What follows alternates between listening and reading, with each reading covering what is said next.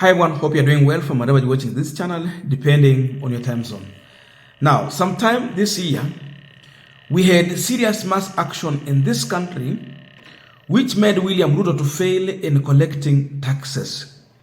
It reached a level whereby he had to go on his knees and beg Raila Odinga to call off mass action and embrace dialogue. So, to some extent, Zakayo alishuka in terms of kiburi and saying that he cannot talk to the opposition. So they agreed to form a committee to have the dialogue. Of course, we know the first one failed, then Azimio walijitoa ndani. Then the second one came, which now seemingly it was somehow serious. We know after the dialogue, the report was presented to William Ruto, the Kenya Kwanza principal, and Raila Odinga, who is the Azimio principal.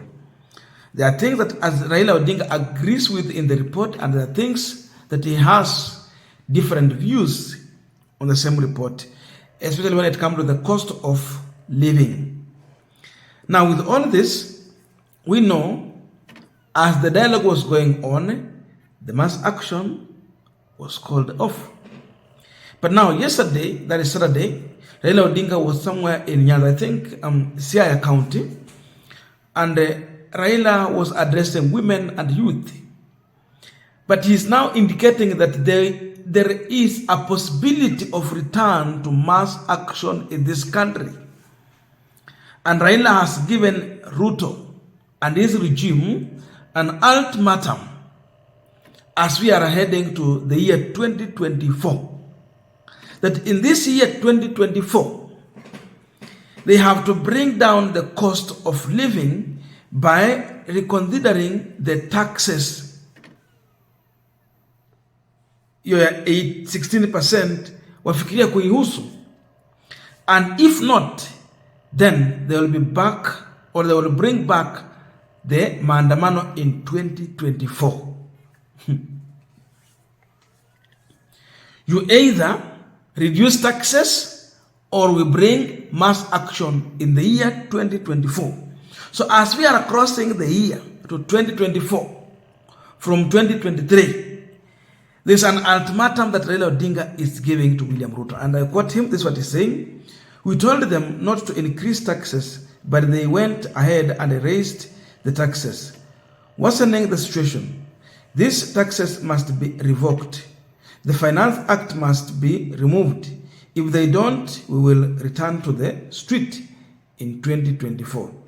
In this government, you thought that the hustlers would hear you. We found out that they were just words. Kenyans felt bad about the situation in 2023. That is Raila Amolo Odinga. We are continuing this final discussion, but just a quick request for those who are watching and you are not subscribed, please consider subscribing. To our returning subscribers, I must say thank you so much. And again, to all our viewers, please give this video a thumbs up. Thank you so much, and back to this discussion. Now, I think Raila Odinga is sounding a warning to this government. But above all, we are aware that there are several groups of people in this country who have been coming out begging Raila Odinga to call mass action. The business community, those who are told that if there is mass action, there will be destruction of business, so we cannot have an environment that will help you to thrive in business. Waliambia wewe wakati mwingine, and they were against mass action. But then when there is no mass action, their business have been affected so badly. Na hakuna maandamano. So they're realizing that maandamano was good for their business because it was meant to send a clear message to this government as far as taxation is concerned. So what is eating their business? It is overtaxation and double taxation. When they realize this, they are now asking Raila Odinga to call mass action back. Above all, we have seen Kenyans in different corners of this country demonstrating in their own way. They have been sending the message to this government. So the truth is that to bring down the Kenya Kwanza government, you just need one stone. Ile ya Daudi. Ujue Daudi alikuwa tu mtoto mdogo. Alichukua jiwe, akaweka katika ile mkanda, akazungusha tu ziwe, akazungusha na akaachilia tu hivi safari moja, and that's how Goliath was brought down with one stone. That is the stone that you need to bring down this government. And that stone is in the mass action. That alone is enough to bring down William Ruto. And the worst for him is that now when Raila Odinga was away from the active politics and mass action, Kenyans have gone through suffering, and they have realized that their biggest problem, it is this government. It is the policies that this government put in place. It is the finance bill that Ruto signed into, which came to be a finance act that is now operational, that has oppressed them. Sasa wamejua adui wao ni nani. Adui wao sio Raila, sio Azimio, lakini ni Kenya Kwanza na zile policies ambazo wamekuja nazo into measures.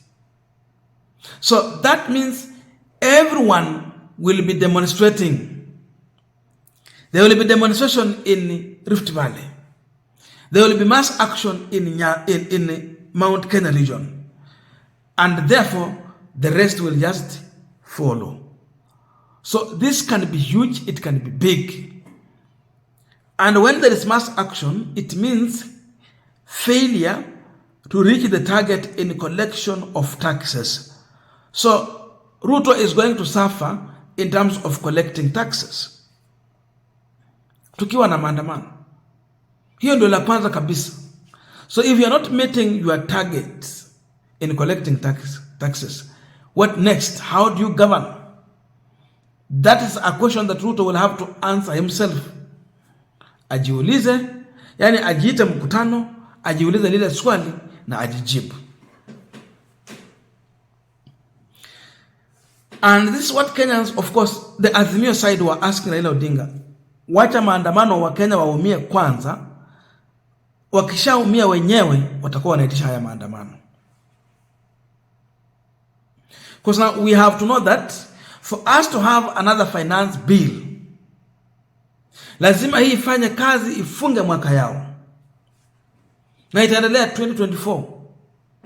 Up somewhere there, sijui mwezi wa 7 ama ni wa 8. Ndio sasa tukuja na another finance bill. So we are here to suffer.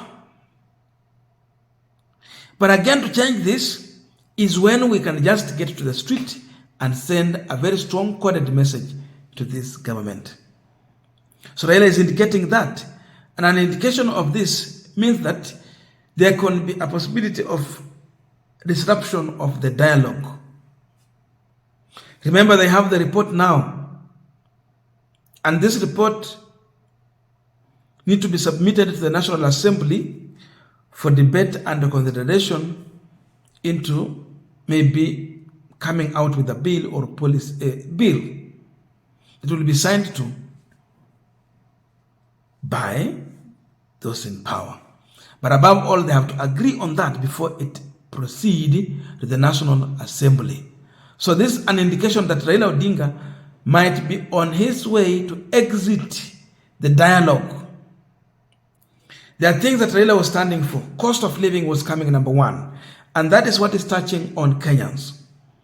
That is what helped to propel the mass action that was so super massive. Because everyone was touched with the cost of living. So Raila might be realizing that the people's cry has not been heard. And there is no any indication by William Ruto to sort out that problem. Instead, he would want to continue oppressing Kenyans in as much dialogue is going on.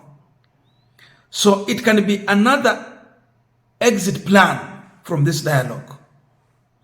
Because when there is no that dialogue and Azimio advances to hit on this Kenya Kwanza government on their failures in terms of managing the economy, they can have a multitude following them, and that means a lose for William Ruto. Mahali tumefika saizi, everyone is protesting against Ruto, tukiongozwa na wale ambao walimpigia kura, wenyewe ndio wanaongoza haya mambo, alafu watu wengine wanafuata nyuma. So imagine if we can have a serious person who is coming out to lead this revolution on Ruto State House. It will be big. So we will wait and see what is going to happen. The plan behind Raila Odinga's call for mass action is an ultimatum. Mufane hivi ama tufane hivi. So we'll wait to see the end result. I don't know your views, but let us meet in the comment section to continue this discussion. Thank you so much and see you in our next video.